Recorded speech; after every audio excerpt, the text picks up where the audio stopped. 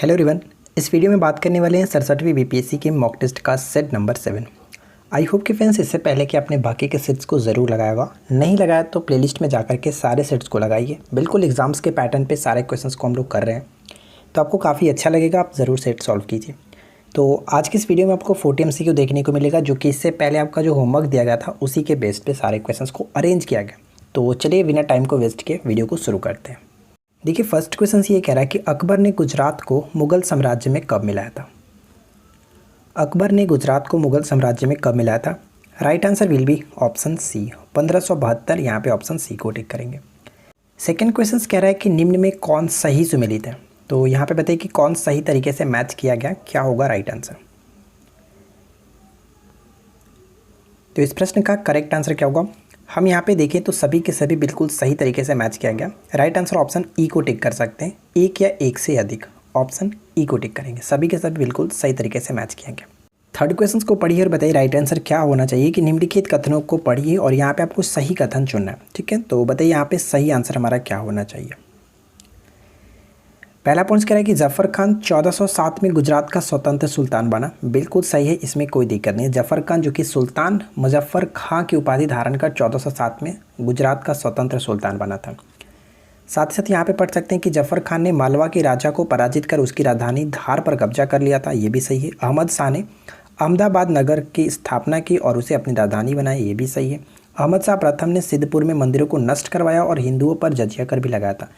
सभी के सभी पॉइंट्स यहाँ पे बिल्कुल सही है। इस वजह से ऑप्शन हम यहाँ पे ई को टिक करेंगे, एक या एक से अधिक। अगला क्वेश्चन देखिए, घटोली का युद्ध किनके बीच हुआ था। घटोली का युद्ध किनके बीच हुआ था। काफ़ी इंपॉर्टेंट क्वेश्चन, याद रखिएगा। घटोली के युद्ध की अगर हम बात करें तो यहाँ पे कह सकते हैं कि ये युद्ध जो हुआ था 1517 से 1518 में हुआ था, ग्वालियर के समीप घटोली नामक स्थान पर। किनके बीच, तो राणा संघा और इब्राहिम लोदी के मध्य। ऑप्शन ए को टिक करेंगे। नेक्स्ट वन, मोहम्मद बेगड़ा के संबंध में। ठीक है, महमूद बेगड़ा कह सकते हैं। इनके बारे में दिए गए कथनों को पढ़िए और बताइए फ्रेंड्स यहाँ पे सही क्या होगा, कौन सा कथन सही है। तो इनके संबंध में अगर हम बात करें सही कथन की, तो राइट आंसर चलिए एक करके देखते हैं। पहला पॉइंट कह रहा है कि महमूद को गिरनार तथा चंपानेर के किले को जीतने के बाद उसने बेगड़ा की उपाधि मिली थी। बिल्कुल सही है। साथ ही साथ हम यहाँ पे पढ़े तो चंपानेर के समीप बेगड़ा ने मोहम्मदाबाद नगर की स्थापना की थी। ये बिल्कुल सही है। महमूद बेगड़ा ने साबरमती नदी के किनारे अहमदाबाद नगर की स्थापना की थी। ये पॉइंट्स गलत है, क्योंकि ऑलरेडी ऊपर हम देख चुके थे अहमद शाह ने अहमदाबाद की स्थापना की थी। ये पॉइंट्स गलत है। फर्स्ट और सेकंड सही है, इस वजह से केवल और केवल यहाँ पे हम डी को टिक कर सकते हैं। ऑप्शन एक और दो सही होगा। अगर आपको ये क्वेश्चंस अच्छे लगे, ये वीडियो अच्छी लगी, तो प्लीज़ वीडियो को लाइक कर दीजिएगा, दोस्तों के साथ शेयर कीजिए, अपने ग्रुप्स में शेयर कीजिए। और चैनल को सब्सक्राइब नहीं कर रखा है तो चैनल को सब्सक्राइब करके नोटिफिकेशन बिल को ऑन रखिए, क्योंकि यहाँ पर आपको इसी तरह की कंटेंट हमेशा मिलते रहेगा। नेक्स्ट वन देखिए क्या कह रहा है कि कश्मीर के जैन उल आबदीन के आदेश पर महाभारत और रास्तरंगिणी का किस भाषा में अनुवाद किया गया था। ये अनुवाद किया गया था फारसी में। यहाँ पे बी को टिक कर सकते हैं। ठीक है, कश्मीर का यहाँ पे ध्यान दीजिएगा, कश्मीर के अकबर के रूप में जाना जाता है जैन उल आबदीन को। नेक्स्ट वन, निम्नलिखित में से कौन सा कथन मौलिक अधिकारों के बारे में सही है। मौलिक अधिकार, तो आपने अच्छे तरीके से मौलिक अधिकार को पढ़ लिया होगा। तो देखिए यहाँ पे फर्स्ट पॉइंट करें कि संविधान के भाग 3 में इसके बारे में बात की गई है। बिल्कुल सही है। मौलिक अधिकार संविधान 3 में है, जो कि 12 से 35 तक इसके बारे में व्याख्या की गई है। हमारे संविधान में दिए गए मौलिक अधिकारों को यूके के संविधान से प्रेरित किया गया या फिर ग्रहण किया गया। ये पॉइंट्स गलत है, क्योंकि ये यूएसए के संविधान से ग्रहण किया गया। तो यहाँ पे थर्ड पॉइंट तो गलत है, फर्स्ट और सेकेंड सही है। ऑप्शन बी को टिक कर सकते हैं। चलिए अगला क्वेश्चन देखिए, निम्न में से कौन सी जोड़ी सही है, सही तरीके से मेल खाती है, बताइए। समानता का अधिकार 14 से 18 बिल्कुल सही। स्वतंत्रता का अधिकार 19 से 22, ये भी बिल्कुल सही। 23 से 24 के अंतर्गत शोषण के खिलाफ अधिकार, ये भी सही है। यहाँ पे तीनों के तीनों पॉइंट सही है, इस वजह से ऑप्शन हम ए को टिक करेंगे। Option A will be correct answer. Next question, निम्नलिखित में से कौन सा कथन संपत्ति के अधिकार के बारे में सही है। संपत्ति के अधिकार, तो यहाँ पे पढ़िए इसके बारे में क्या सही होना चाहिए। संपत्ति का अधिकार एक मौलिक अधिकार है। ये पॉइंट्स गलत है। यहाँ पे एक मौलिक अधिकार था, वो सही हो सकता था, लेकिन अब ये मौलिक अधिकार नहीं है। ये एक प्रकार का कह सकते हैं कि कानूनी अधिकार है। नेक्स्ट वन कि यह संविधान के अनुच्छेद 32 के तहत दिया गया था। ये पॉइंट्स भी गलत है, क्योंकि ये 31 के तहत था। ठीक है, ये पॉइंट्स भी गलत है। 44वें संविधान संशोधन 1978 के द्वारा जोड़ा गया, ये गलत है, क्योंकि इसको हटाया गया था संविधान के मौलिक अधिकार से, इसको हटाया गया था जो कि 44वें संविधान संशोधन 1978 के द्वारा। तो तीनों के तीनों पॉइंट यहाँ पे गलत होने की वजह से ऑप्शन यहाँ पे कहेंगे कि सही कौन सा है, तो कोई भी सही नहीं है, उपरोक्त में से कोई भी सही नहीं है। ठीक है, ऑप्शन ई यहाँ पे करेक्ट है। नेक्स्ट क्वेश्चन, निम्नलिखित में से कौन सा अनुच्छेद कानून के समक्ष समानता और कानून के समान संरक्षण के बारे में बताता है? कानून के समक्ष समानता और कानून के समान संरक्षण के बारे में बात की जो कही गई है वो अनुच्छेद 14 में कही गई है। सी को टिक करेंगे। नेक्स्ट वन, निम्नलिखित में से किस अनुच्छेद में कहा गया है कि किसी भी व्यक्ति को एक ही अपराध के लिए एक बार से अधिक अभियोजित या फिर दंडित नहीं किया जा सकता है? और वो आर्टिकल कौन सा है? आर्टिकल 20, यानी राइट आंसर यहाँ पे ए को टिक करेंगे। साथ ही साथ आर्टिकल 20 में और भी बहुत सारी बातें की गई हैं जहाँ पे हम यहाँ पे मैंने नोट डाउन कर रखा, आप इसको अच्छे से पढ़ करके भी समझ सकते हैं। ठीक है फ्रेंड, चलिए फिलहाल हम बढ़ते हैं नेक्स्ट क्वेश्चन की तरफ। और अगला पॉइंट देखिए क्या, यूरोप महाद्वीप में प्रवाहित होने वाली सबसे लंबी नदी कौन सी है? यूरोप में प्रवाहित होने वाली सबसे लंबी नदी की अगर हम बात करें तो यहाँ पे कह सकते हैं ऑप्शन जो कि सी को टिक करेंगे, वोल्गा नदी। ठीक है फ्रेंड्स, वोल्गा नदी यहाँ पे करेक्ट होगा, ऑप्शन सी को टिक करेंगे। नेक्स्ट वन क्या कह रहा है कि कौन सा महाद्वीप मरुस्थल विहीन है, यानी कि इसमें कोई भी मरुस्थल नहीं है, और वो है यूरोप महाद्वीप। ऑप्शन बी को टिक करेंगे, यूरोप महाद्वीप। नेक्स्ट वन देखिए, यूरोप महाद्वीप के संदर्भ में कथनों पर विचार करें और सही कथन को चुनें। तो बताइए कि यूरोप महाद्वीप के संदर्भ में कौन सा कथन यहाँ पे सही होगा? आल्प्स की सबसे ऊंची चोटी माउंट ब्लैक जो कि फ्रांस में स्थित है, बिल्कुल सही है, इसमें कोई दिक्कत नहीं है। ठीक है, इसको ध्यान रखिएगा, कोई दिक्कत नहीं। सेकेंड पॉइंट कह रहा है कि यूरोप महाद्वीप की सबसे महत्वपूर्ण नदी डेन्यूब नदी है जिसके तट पर बुडापेस्ट, बुखारेस्ट, वियना स्थित है। ये भी बिल्कुल सही है, इसमें भी कोई दिक्कत नहीं है, ये भी अच्छे तरीके से सही हो रहा है। यूरोप महाद्वीप का सबसे बड़ा नगर लंदन है जो कि सीन नदी के तट पर स्थित है। ये पॉइंट्स यहाँ पे गलत है, लंदन जो सीन नदी पे नहीं, लंदन टेम्स नदी पर स्थित है, ये ध्यान रखिएगा। पेरिस सीन नदी पर स्थित है, ये पॉइंट तो गलत हो गया। यहाँ पे फर्स्ट और सेकंड सही है, इस वजह से ऑप्शन डी करेक्ट होगा। क्लियर, आगे बढ़ते हैं। अगला पॉइंट्स, यूरोप का गर्म कंबल के नाम से किसे जाना जाता है? यूरोप के गर्म कंबल के नाम से हम लोग किसे जानते हैं? बहुत इंपॉर्टेंट क्वेश्चंस, बहुत बार रिपीट भी हुआ है। राइट आंसर गल्फ स्ट्रीम की जलधारा। ठीक है, यहाँ पे करेक्ट होगा ऑप्शन ई। आल्प्स पर्वत का सर्वाधिक विस्तार किस देश में है? आल्प्स पर्वत का सर्वाधिक विस्तार जो वो किस देश में स्थित है? ऑप्शन बी को टिक करेंगे, Switzerland. B will be correct answer, Switzerland. Next one, निम्नलिखित में से कौन सा पदार्थ ऐसा है जिसमें श्यानता का गुण नहीं होता है? श्यानता का गुण किसमें नहीं होता है? तो हम यहाँ पे कह सकते हैं श्यानता का गुण सिर्फ और सिर्फ लोहा यहाँ पे करेक्ट होगा जिसमें नहीं होता है, क्योंकि श्यानता ठोस में नहीं होता है, श्यानता का गुण ठोस में नहीं होता है। अच्छा, आप यहाँ पे कांच के बारे में समझ रहे होंगे कि कांच किस तरह से श्यानता होता है। श्यानता का मतलब तो आपने समझ ही चुके हैं कि श्यानता का मतलब क्या होता है, मुझे बताने की तो ज़रूरत नहीं पड़ेगी। फिलहाल यहाँ पे देखिए कि कांच क्यों होता है। तो कांच कह सकते हैं एक प्रकार का अतिस्थितिज द्रव होता है, और इसका एग्जाम्पल के रूप में हम समझना चाहें तो अगर आप किसी खिड़की के कांच में कोई भी आप कांच उठा लीजिए, ऐसा कोई नहीं है, कोई भी अगर कांच जो बहुत पुराना हो तो उसमें आप पढ़ सकते हैं। यहाँ पे देखिए क्या है कि 10 से 12 सालों तक की किसी खिड़की में लगे हुए कांच को देखा जाए तो ऊपर से पतला और नीचे थोड़ा मोटा हो जाता है, अर्थात कांच भी श्यानता का गुण प्रदर्शित करता है। यानी कि जो कांच पे उसमें भी थोड़ा सा लिक्विड वाला गुण होता है, जिस वजह से इसमें कह सकते हैं इसमें श्यानता होता है। ठीक है, आगे बढ़ते हैं। नेक्स्ट क्वेश्चन, श्यानता का मात्रक बताइए क्या होता है? श्यानता का मात्रक क्या है? श्यानता का मात्रक हम यहाँ पे अकॉर्डिंग टू ऑप्शन देखें तो पॉइज कह सकते हैं। ठीक है, पॉइज यहाँ पे ऑप्शन सी बिल्कुल करेक्ट आंसर है। निम्नलिखित में से कौन सा राजा प्रायः जनता के संपर्क में रहता था? बताइए कि प्रायः जनता के संपर्क में रहता था, इस प्रश्न का राइट आंसर क्या होगा? तो इस क्वेश्चन का करेक्ट आंसर होगा ऑप्शन बी, अशोक। ठीक है, दीवान प्रियदर्शी के नाम से ये काफ़ी फेमस थे, मौर्य राजा, ध्यान रखिएगा। नेक्स्ट वन, किस मंदिर की भीतरी दीवारों पर रामायण के दृश्य उत्कीर्णित किए गए? मोस्ट इंपॉर्टेंट क्वेश्चंस, किस मंदिर की भीतरी दीवारों पर रामायण के दृश्य उत्कीर्णित किए गए? कह सकते हैं हजार रामास्वामी मंदिर, यहाँ पे ऑप्शन बी को टिक करेंगे। ठीक है friends, option B correct answer है। नेक्स्ट वन कि निम्न में से कौन सा सुमेल जो कि असत्य है? ध्यान दीजिएगा, यहाँ पे गलत बताना है कि कौन गलत तरीके से मैच किया गया।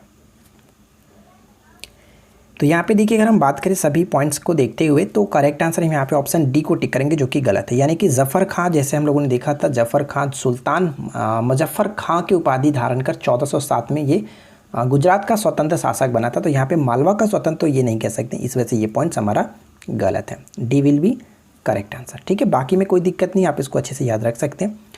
अगला पॉइंट्स, धार्मिक स्वतंत्रता का अधिकार संविधान के किन अनुच्छेदों में वर्णित है? धार्मिक स्वतंत्रता का अधिकार जो है वो अनुच्छेद 25 से लेकर के 28 तक आता है, तो डी को टिक कर सकते हैं। चलिए अगला क्वेश्चन देखिए। नेक्स्ट क्वेश्चन है कि यूरोप महाद्वीप का सर्वोच्च पर्वत शिखर कौन सा है? यूरोप महाद्वीप का सर्वोच्च पर्वत शिखर की अगर हम बात करें तो right answer will be option C, mount Elbrus. यहाँ पे सी को टिक करेंगे। ठीक है, अगला क्वेश्चन, यूरोप महाद्वीप की सबसे बड़ी झील कौन सी है? यूरोप महाद्वीप की सबसे बड़ी झील की अगर हम बात करें तो यहाँ पे कह सकते हैं लैडोगा झील, ऑप्शन बी को टिक करेंगे। और एक प्रकार की किस टाइप का ये झील है? तो ये मीठे पानी की झील है। ठीक है, मीठे पानी की झील है, ये ध्यान रखिएगा। सैंता के लिए सही क्या है? सैंता के लिए कथन बताइए यहाँ पे कौन सा सही है? सही कथन कौन सा होगा?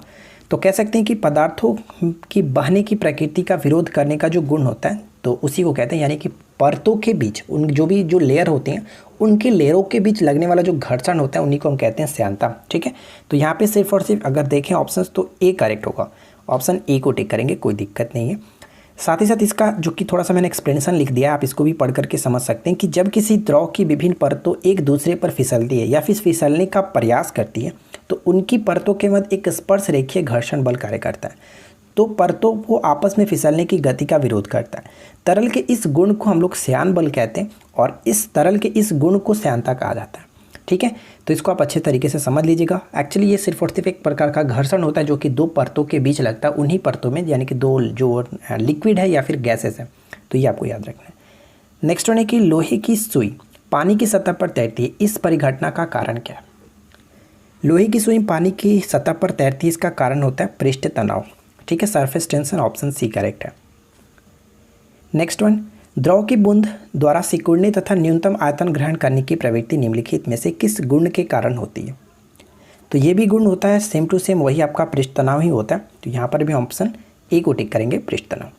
श्यानता केवल गुण है किसका? ये क्वेश्चन बहुत ज़्यादा इंपॉर्टेंट है, बहुत बार पूछा भी गया है। श्यानता जो होता है वो किसका गुण है? तो सिर्फ और सिर्फ द्रव और गैस, यानी हम यहाँ पे कह सकते हैं यहाँ पे कह सकते हैं इनमें से कोई नहीं होगा, क्योंकि द्रव और गैस यहाँ पे दो ऑप्शंस मिलना चाहिए, तो एक या एक से अधिक हम यहाँ पे ऑप्शन ई को टिक करेंगे। ठीक है, ऑप्शन ई को टिक करेंगे। चलिए नेक्स्ट क्वेश्चन क्या है? श्यानता के संदर्भ में कौन सा कथन सही है? श्यानता के संदर्भ में कौन सा कथन सही है? एक आदर्श तरल की श्यानता शून्य होती है, बिल्कुल सही। आदर्श जो तरल है उसकी श्यानता शून्य होती है।